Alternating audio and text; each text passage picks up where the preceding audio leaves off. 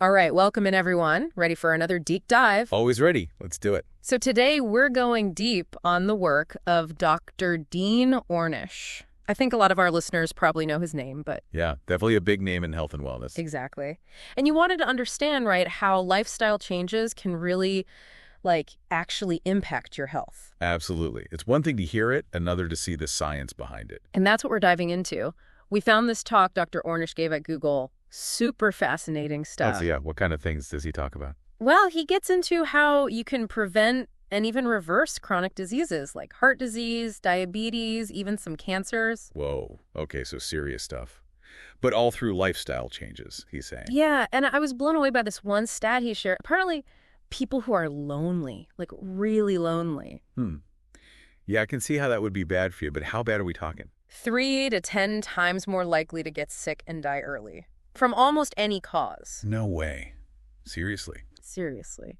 Compared to people who have strong connections, love, community. That's wild. Really makes you think about the mind-body connection, right? It totally does. And that's something Dr. Ornish really emphasizes.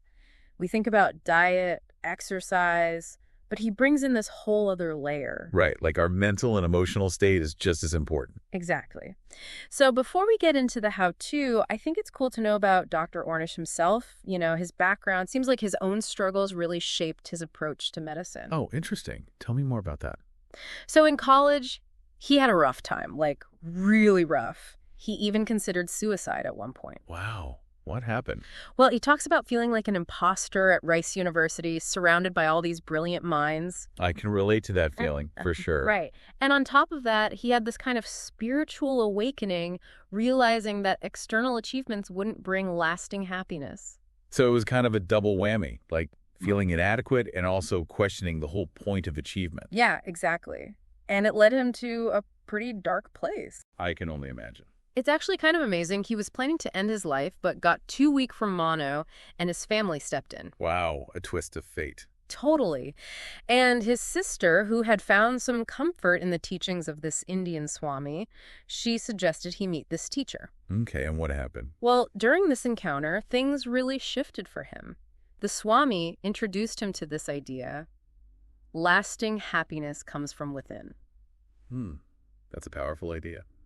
Simple, but profound. It was a game changer for Dr. Ornish. It ignited this passion in him to find truth, make a real difference. And that led him to medical school. Exactly.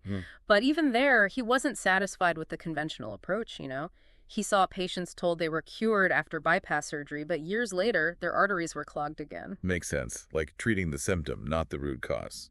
Yeah, he uses this analogy of fixing a leaky faucet by just mopping up the water, ignoring the actual problem. So frustrating. And that's what led him to develop his own program, right? For reversing heart disease. Exactly. Back in the 1970s, this was a radical idea. Going against the grain, challenging the whole system. I bet. Was it hard for him to get people to listen? Oh, absolutely. At the time, the idea of reversing heart disease through lifestyle changes, almost heretical. Wow. But Dr. Ornish, he was determined to prove it could be done. Right? That the body can heal itself, given the right conditions. Right. And his research showed some pretty amazing results. Even in a short amount of time, he used advanced imaging, found that blood flow to the heart improved significantly in just a month. Really? That fast? Yeah. And patients struggling with chest pain, their symptoms reduced dramatically. That's incredible. But was it just a temporary fix? Nope, not at all. One of his randomized controlled trials, participants followed his program for a year, saw 400% improvement in blood flow compared to the control group. Wow, 400%. Okay, so clearly something's working here. And get this, the blockages in their arteries, they were actually decreasing in size. So it wasn't just managing symptoms, but actually reversing the disease.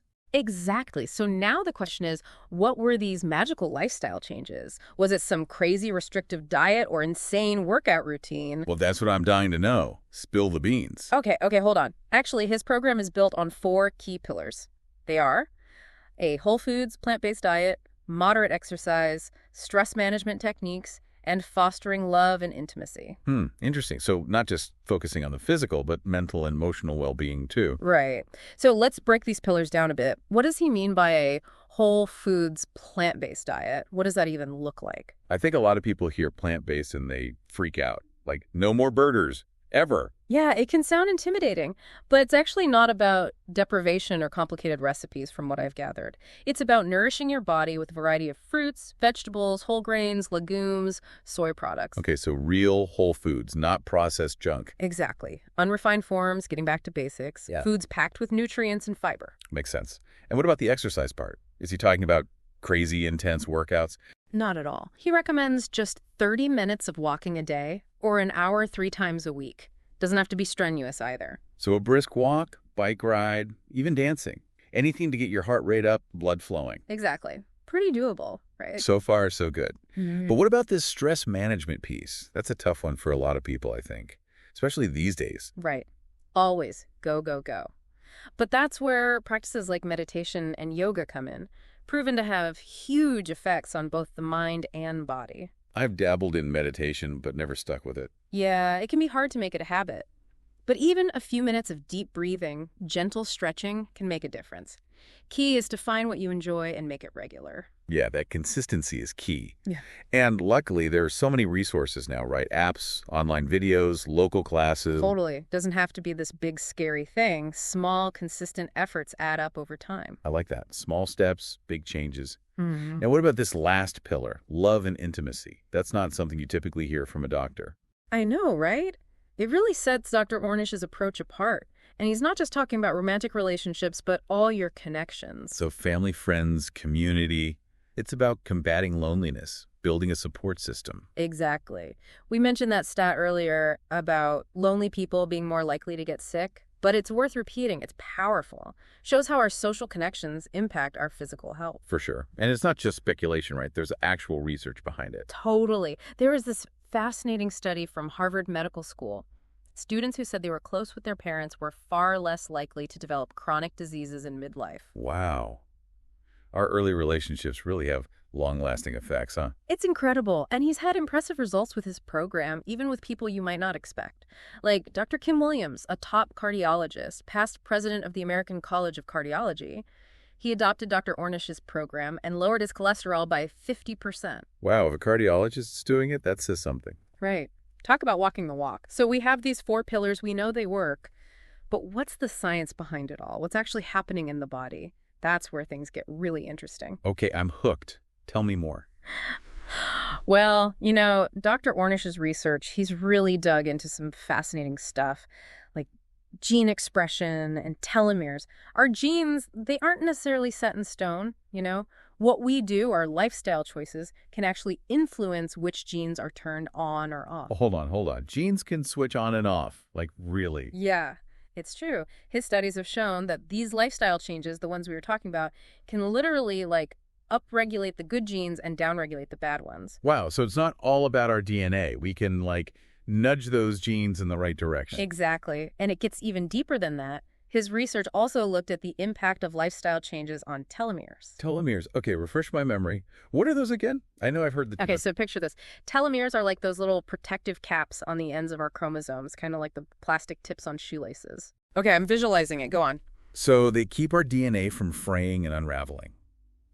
But as we age, naturally, these telomeres get shorter. And that shortening, well, it's linked to a higher risk of all sorts of diseases. Shorter telomeres, bad news. Got it. But how do lifestyle changes fit into all of this? Okay, so this is where it gets really cool.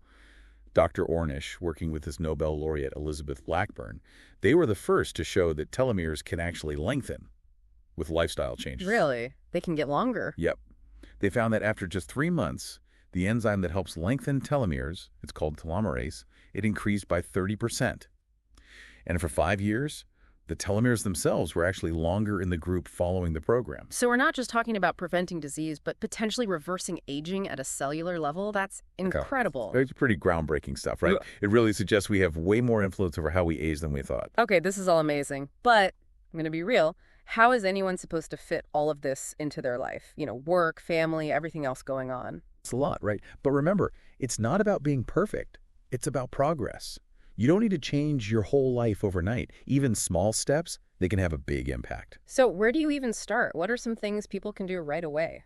I think it's about finding one area that clicks with you. Maybe adding more fruits and veggies to your meals. Maybe taking a 15-minute walk each day. or just 5 minutes of deep breathing before bed, something manageable. It's like find what you enjoy and can actually stick with. No point forcing yourself to do something you hate. Exactly. Sustainable changes, the kind you can actually make part of your life, that's the key. And hey, if you slip up, miss a day, don't beat yourself up. Just get back on track and keep going. Progress, not perfection. I like that. Okay, so we talked about those small steps, but let's dive a bit more into this whole foods plant-based diet. What does that look like day to day? So it's really simpler than you might think. Focus on crowding out the less healthy stuff by filling your plate with lots of plant-based foods. Think colorful salads, hearty lentil stews, veggie packs, stir fries, things like that. So it's not about restricting yourself, it's more about shifting the focus to nutrient-rich foods. Exactly. And don't be afraid to get creative in the kitchen.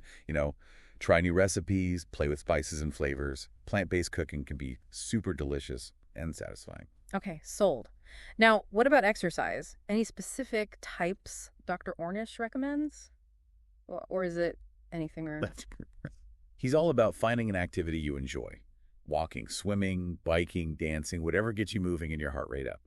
The key is to make it a regular part of your routine. So ditch the gym if it's not your thing. I can get behind that. And what about managing stress? What techniques stand out to you? Meditation and yoga, they're definitely top of the list, proven benefits for mind and body. But even simple stuff like deep breathing exercises, gentle stretching, those can be super helpful too. Okay, good to know. But what about those of us who genuinely struggle to find the time for all of this between work, family, all our obligations? That's where those small changes come in. It's about weaving healthy habits into your everyday routine. Little things add up. Maybe you swap your sugary cereal for oatmeal with berries. Take the stairs instead of the elevator. Park farther away and walk the rest of the way. Things like that. So being mindful of those little opportunities throughout the day to make a healthier choice. Got it. And what about the social connection piece? How can we be more intentional about those relationships? It starts with prioritizing those connections. Make time for the people who matter most. Schedule calls with friends and family who live far away. And look for ways to connect with your community. Join a club, volunteer for a cause you care about, things like that. It's not just quantity, but quality too, right? Making those interactions count. Exactly. Being present, listening, showing up to the people in your life. And remember, strong relationships take time and effort.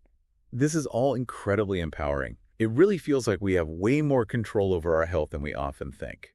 Absolutely. Dr. Ornish's work shows us that. But I'm curious, are there ever times when his program might not be right for someone or need some adjustments?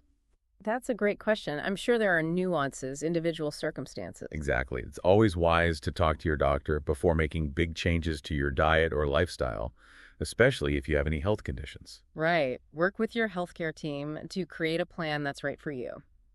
Now, I want to circle back to something we touched on earlier. Technology. Seems like Dr. Ornish has embraced it in some interesting ways. He has, especially when it comes to those virtual support groups. It's such a cool way to connect people who might not have access to in-person groups because of distance or whatever. So technology can actually help foster those social connections. Totally. And it's not just support groups. There are tons of apps and online resources to track progress, stay motivated, learn about healthy living. We've got fitness trackers, meditation apps, recipe databases. It's all right there on our phones. It's amazing how tech can empower us to take control of our health. But of course, we got to use it mindfully, not let it stress us out or distract us from real life. It's about balance, right? Using tech to enhance our well-being, not detract from it. So we've covered those 4 pillars, dug into the science, talked about practical ways to make changes. It's a lot, but it's also so inspiring. It really is. It's a powerful reminder that we have more control over our health than we realize.